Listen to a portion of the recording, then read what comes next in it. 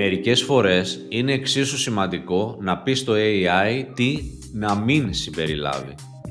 Αν ζητήσεις γράψε ένα άρθρο για δίαιτα χωρίς ακραίες πρακτικές, αποφεύγεις πληροφορίες που δεν θέλεις. Αυτό είναι το λεγόμενο negative prompting. Σε αυτό το μάθημα αναλυτικότερα θα δούμε πώς να αποφεύγεις ανεπιθύμητα στοιχεία στις απαντήσεις του AI, παραδείγματα σωστής χρήσης του negative prompting και πότε είναι απαραίτητο να θέτεις περιορισμούς στις απαντήσεις. Πάμε να ξεκινήσουμε με το πρώτο παράδειγμα, το οποίο είναι το εξής. Πάμε στο ChatGPT. Γράψε ένα άρθρο για δίαιτα χωρίς να προτείνεις extreme διατροφές. Εδώ η απάντηση θα είναι ένα άρθρο για δίαιτα, το περιορίζουμε όμως και του λέμε ότι δεν θέλουμε να μας προτείνει extreme διατροφές. Οπότε ξεκινάει δίαιτα με ισορροπία, ο βιώσιμος δρόμος για υγεία και ευεξία, τι σημαίνει υγιεινή δίαιτα, τι να αποφεύγεις, μικρές αλλαγές, μεγάλα αποτελέσματα, διατροφή και ψυχολογία. Βλέπουμε όντως ότι το άρθρο είναι πολύ στοχευμένο, είναι ακριβώς αυτό που θέλουμε. Δεν μας προτείνει όμως extreme διατροφές. Το απέφυγε. Γιατί το δηλώσαμε ρητά.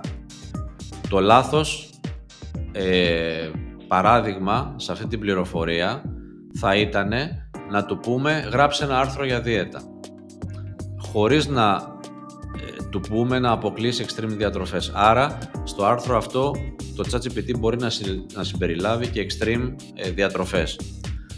Δεύτερο παράδειγμα, να του πούμε να μας δώσει πληροφορίες για τον καφέ, αλλά δεν θέλουμε να αναφέρει τίποτα για την καφεΐνη. Οπότε πάμε να το δούμε στην οθόνη στο ChatGPT στην πράξη. New chat.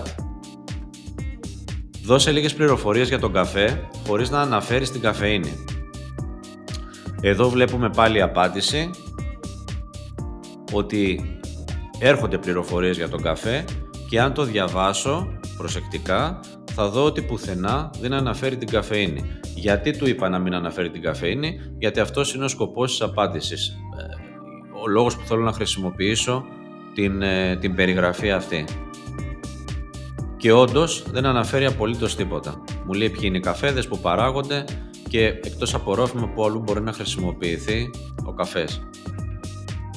Το τρίτο παράδειγμα, το σωστό prompt, είναι το εξής.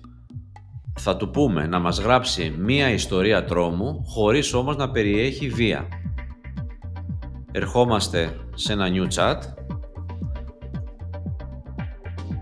και το ChatGPT ξεκινάει να μας γράφει την ιστορία.